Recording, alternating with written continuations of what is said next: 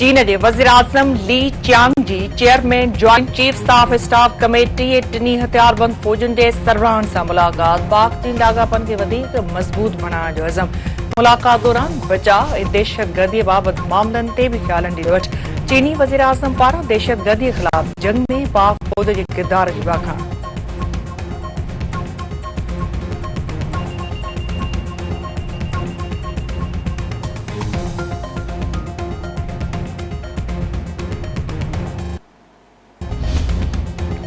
पाकिस्तान चीन ग्वादर हवाई अड्डे जो वर्चुअल इफ्तिताह करे छड़ियो बिनी मुल्कन विच में लागापन जे नए दौर की शुरुआत मुख्तलिफ मुआहदन ते सयूं चीनी वज़ीर आज़म ली के चियांग जूं वज़ीर आज़म शहबाज शरीफ और army chief general Asim Munir से मुलाकातों तवानाई दिफा समेत मुख्तलिफ शोबन में सहकार वधीक मजबूत करण ते इत्तफाक। चीनी वज़ीर आज़म ली के चियांग जो चवण है तो चीन पाकिस्तान की तरक्की में किरदार अदा कंदो रहंदो।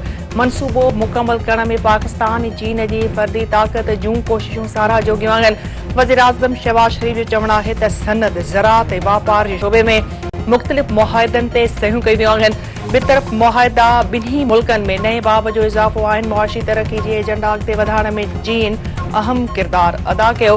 ग्वादर इंटरनेशनल एयरपोर्ट बिन्ही मुल्कन विच में मजबूत दोस्ती जो सबूत है। शंघाई सहकारी तंजीम जो तारीखी इजलास सुभाणे खां इस्लामाबाद में शुरू थींदो। चीन रूस ते बेलारूस समेत 8 मुल्कन जा वज़ीर आज़म शिरकत कंदा। ईरानी अवल नायब सदर और भारतीय परदेही वज़ीर भी तंजीम के इजलास में शिरकत कंदो। इस्लामाबाद में सिक्योरिटी इंतजाम निहायत सख्त। शहर में पाक फौज मुकर्रर मेट्रो बस सर्विस 17 अक्टूबर ताईं बंद रहंदी। पीपी चेयरमैन बिलावल भुट्टो ज़रदारी इंसाफ ला आईनी अदालत के अणटर करार ॾेई छॾियो। संदसि चवण आहे त अदलिया में सुधारा हर सूरत में आंदा वेंदा। मिसाल के जमहूरियत के वायदन ते का भी सौदेबाज़ी न कई वेंदी। इंसाफ जो निज़ाम नाइंसाफ़ी जो निज़ाम बणिजी वियो आहे। इंसाफ ला आईनी अदालत कायम करनी पवंदी। समूरन सूबन के अदलिया में बराबर की नुमाइंदगी मिलण घुर्जे। ज़राअत के डी रेगुलेट करण की तजवीज़ बेवकूफ़ी आहे।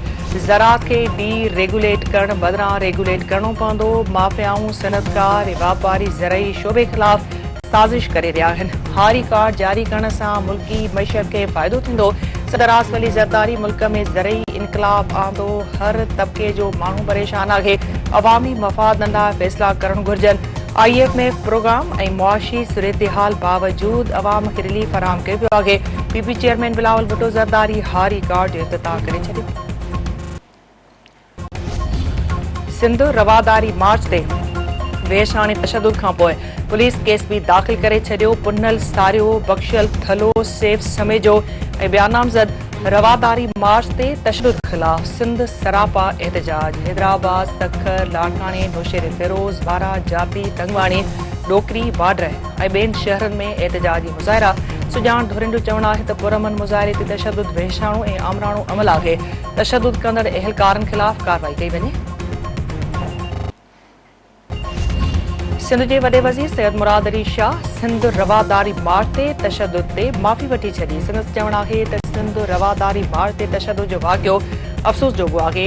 शंघाई सहकारी काउंसिल के इजलास सबब कराची में कलम 144 लागू कयो वियो। सिंध में 14 लख खां वधीक आबादकारनि खे हारी कार्ड जारी कयो वियो।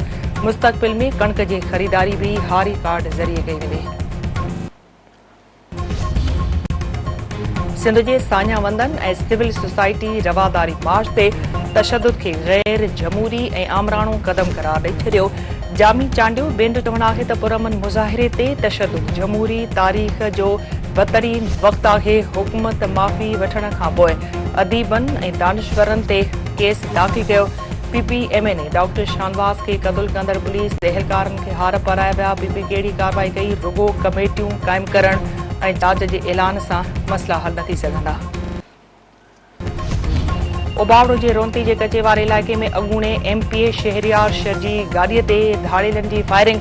बजरा मारिजी विया। शहरियार शहर महफ़ूज़ मारिजी वियल हथियारबंद की धाड़ेल उमर शहर ऐं मोहम्मद शहर तौर ते सुञाण पुलिस शहरियार शहर के कचे मां महफ़ूज़ हंध ते मुंतक़िल करे छॾियो।